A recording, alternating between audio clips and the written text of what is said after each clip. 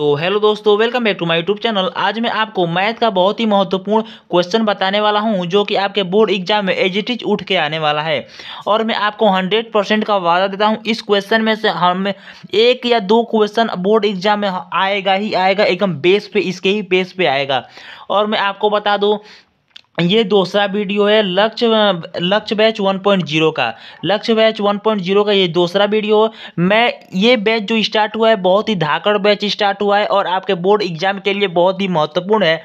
इसलिए इस चैनल को आप लोग सब्सक्राइब कर लीजिए और इस चैनल को आप लोग स्टेटस पे लगा दीजिए, या आपने जो क्लास 10th की तैयारी कर रहा है आपका कोई दोस्त हो, उसको आप लोग इस चैनल को शेयर कर दीजिए। तो आइए हम लोग क्वेश्चन देखते हैं, बहुत ही महत्वपूर्ण क्वेश्चन। सबसे पहले देखिए, वर्ग समीकरण इतना का विविधकर ज्ञात कीजिए। यानी कि जो ये आपका दिया 2x² - 4x + 3 = 0, इसका विविधकर ज्ञात करना है। और इसकी क्या बताना है, मूलों की प्रकृति बताना है कि इसकी मूलों की प्रकृति क्या होगी। तो देखिए कैसे करेंगे आप लोग सभी लोग जानते हैं कि विविधकर का जो सूत्र होता है क्या होता है। आप लोग कैसे इसे हल करेंगे, ठीक, हल करना सीखिए।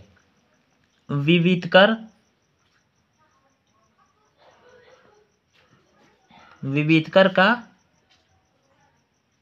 सूत्र से ऐसे आप लोग बोर्ड एग्जाम में लिखेंगे अपने कॉपी में। आप लोग अच्छे राइटिंग में लिखिएगा, ठीक। क्या होता है, b² - 4ac। बी इसमें क्या है, बी आपका क्या है -4। सबसे पहले देखिए, बहुत बच्चे कंफ्यूज रहते हैं कि ए क्या होता है, बी क्या होता है, सी क्या होता है। ये जो दो है, दो क्या है आपका ए है, -4 क्या है, -4 आपका बी है, और जो 3 है वो 3 आपका क्या है, सी है। तो b² - 4ac, जो b है आपका -4, यानी कि b बराबर -4, a बराबर 2 और c बराबर आपका 3 है। तो b आपका कितना हो जाएगा, -4 का स्क्वायर -4, ए आपका कितना, ए है आपका 2। यहाँ पे d इक्वल टू लिख दे, डिस्क्रिमिनेंट होता है, d equal to b² - 4ac आपका होता है, ठीक। d इक्वल टू -4 का स्क्वायर, तो आपका ए का मान कितना दिया है, आपका ए का मान क्या दिया है, 2 दिया है। यानी कि आप लोग ए की जगह कितना रख दीजिए, 2 रख दीजिए, और सी की जगह आप लोग कितना रख दीजिए, आपका सी की जगह आप लोग 3 रख दीजिए, ठीक। उसके बाद देखिए, d इक्वल टू 4 का आप लोग वर्ग करेंगे तो कितना हो जाएगा, 16, और माइनस का जब 2 बार मल्टीप्लाई होगा तो ये प्लस हो जाएगा, यानी कि आप हटा दीजिए। उसके बाद -4 × 12, 12 × 2 = 24, 24 हो गया आपका। तो d इक्वल टू कितना आपका हो जाएगा, -24 में से 16 जाएगा तो आप लोग कितना बचेगा, तो -8 आपका हो जाएगा। कितना हो जाएगा, माइनस आपका कितना हो जाएगा, 8 हो जाएगा। अब आपको क्या बताना है, मूलों की प्रकृति। बहुत से बच्चे मूलों की प्रकृति बताने में क्या होते हैं, नहीं बता पाते हैं। तो आप लोगों को देखिए, मैं आपको क्या बता रहा हूँ, इसका पूरा कॉन्सेप्ट बता रहा हूँ। अगर d 0 के बराबर है, अगर d 0 से क्या है, d 0 से बड़ा है, और d क्या है, 0 से छोटा है, तो आप लोग कैसे करेंगे। अगर 0 से बड़ा रहेगा तो आपका क्या मूल आएगा, आपका मूल जो होगा वो धनात्मक में होगा। किस में होगा, धनात्मक में होगा। अगर d 0 से छोटा होगा, आपका जो मूल है, मूल किस में रहेगा, यानी कि डिस्क्रिमिनेंट कितने किस में रहेगा, माइनस में रहेगा, यानी कि काल्पनिक रहेगा। यानी कि आपका क्या है, माइनस में, इसलिए ये आपका जो मूल है वो क्या है, काल्पनिक है। किस में, काल्पनिक है, ठीक। ये जो d है, d अगर बराबर, यानी कि जब d जो रहेगा 0 के बराबर रहेगा तो ये क्या रहेगा, ये बराबर रहेगा, कोई दिक्कत नहीं है। उसके बाद देखिए question number second. Question number second is very very important question, बहुत ही महत्वपूर्ण है question number second. Question number second क्या कहता है आपका, बहुत से बच्चे इस क्वेश्चन को नहीं कर पाते हैं। इस आप लोगों को एकदम कर देना है, कम से वीडियो रोक करके आप लोग ट्राई कीजिए, उसके बाद वीडियो स्टार्ट करके देखिएगा। आप लोग ऐसी दो संख्याएं ज्ञात कीजिए, ध्यान से सुनिएगा आप लोग। ऐसी दो संख्याएं ज्ञात कीजिए जिनका योग 27 हो और गुणनफल 182 हो। इसे आप लोग देखिए, इसे हल कैसे करेंगे आप लोग। यहाँ पे लिखिए हल, हल यहाँ पे लिखिए, माना संख्या x तथा y है। माना संख्या x तथा y है। अब देखिए क्या लिखा है, प्रथम शर्तानुसार प्रथम शर्त के अनुसार मैं कर रहा हूँ। ऐसी दो संख्याएं ज्ञात कीजिए जिनका योग 27 है, यानी कि मान लीजिए आपकी संख्या ये है और ये है, इनका योग कितना है, योग आपका 27 है, यानी कि x + y बराबर कितना है, 27 है। उसके बाद देखिए गुणनफल कितना है, 182 है। यहाँ पे आप लोग लिखिए द्वितीय शर्तानुसार आपका क्या हो जाएगा, इन दोनों का जो गुणनफल होगा वो कितना होगा, 182 होगा। तो दोनों का गुणनफल लिखिए, x × y बराबर कितना हो जाएगा, 182 हो जाएगा आपका। अब यहाँ से इन दोनों को सॉल्व कर दीजिए, आपका आंसर आ जाएगा। बहुत ही सिंपल है। तो आप लोग सॉल्व कैसे करेंगे इसको, सबसे पहले इसमें से x का वैल्यू पुट कीजिए, यानी कि इसमें से x का वैल्यू आपको निकाल करके इसमें आपको पुट करना है। इसे समीकरण 1 मान लीजिए, इसे समीकरण 2 मान लीजिए। उसके बाद समीकरण 1 से समीकरण 2 में x की वैल्यू पुट करने पर, ठीक, पुट करने पर इतना आप लोग देखिए, सब x का मान निकालना पड़ेगा। x का यहाँ से मान निकाल लीजिए, x = 27 - y हो जाएगा, यानी यहाँ से आप लोग x का मान निकालेंगे, ये प्लस में इधर ट्रांसफर करेंगे तो आपका किस में हो जाएगा, माइनस में हो जाएगा, यानी कि x = 27 - y। अब द्वितीय समीकरण में आप लोग रख दीजिए, द्वितीय समीकरण इसमें रख दीजिए आप लोग, x का मान इसमें x के जगह क्या रखेंगे, 27 - y, तो 27 - y × y = 182। अब देखिए इसमें y का मल्टीप्लाई करेंगे तो कितना हो जाएगा, आपका हो जाएगा 27y - y² = 182। अब देखिए यहाँ पे आप लोग इसे क्या लिख सकते हैं, इसको इधर ट्रांसफर कीजिए, हो जाएगा y², इसको इधर ट्रांसफर करेंगे तो कितना हो जाएगा, आपका हो जाएगा -27y + 182। आप लोगों को कम से कम ट्रांसफर करना आना चाहिए, तभी आप बोर्ड एग्जाम में अच्छा नंबर पा सकते हैं। इतनी छोटी छोटी चीज़ें आपको आनी चाहिए। उसके बाद देखिए यहाँ पे आप लोग क्या करेंगे, इससे गुणनखंड कर दीजिए, आप लोग गुणनखंड कर देंगे आपका आंसर आ जाएगा।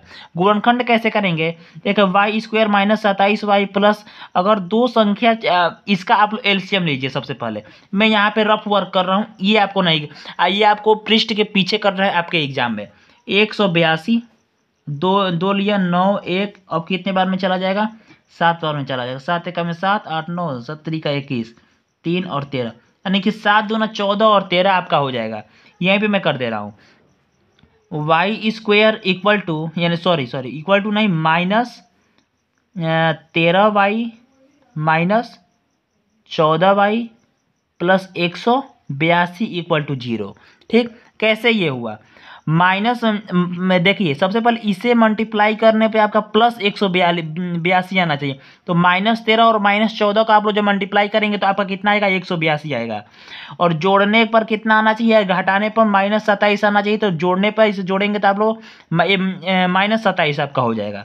अब देखिए इसमें से आप लोग y क्या कर दिए, कॉमन लीजिए, कॉमन लेंगे तो कितना हो जाएगा, y -13 माइनस इसमें से आप लोग 14 कॉमन लीजिए, 14, तो y माइनस कितना हो जाएगा, 13 = कितना हो जाएगा, 0। यानी कि आप लोग इसका वैल्यू कैसे निकाल सकते हैं, यहाँ पे देखिए y - 13 और y - 14 = 0, यानी कि यहाँ से आपका y का वैल्यू कितना आ गया, तो y बराबर यहाँ पे आपका 13 आ गया और y बराबर आपका कितना आ गया, 14 आ गया। ठीक, ये आपको पता है, यानी कि 13 और 14 आपका जो है वो संख्या, यानी कि 13 और 14 का जब आप लोग जोड़ेंगे तो 27 आएगा, और जब मल्टीप्लाई करेंगे तो 182 आएगा। ठीक, आइए हम लोग क्वेश्चन नंबर अपना तीसरा देखते हैं। अब देखिए क्वेश्चन नंबर अपना तीसरा, क्वेश्चन नंबर तीसरा क्या कहता है, यदि 2x + 3y = 10 में x बराबर 2 हो तो y का मान कितना होगा। ये क्वेश्चन बहुत ही ईजी क्वेश्चन है, तो इससे आप लोग कैसे करेंगे, यहाँ पे हल लिखिए। हल में देखिए कैसे करेंगे, 2x + 3y = 10, इसमें आपको x का वैल्यू कितना रखना है, x का वैल्यू आपको 2 रखना है, यानी x के जगह 2 रखिए + 3y = 10।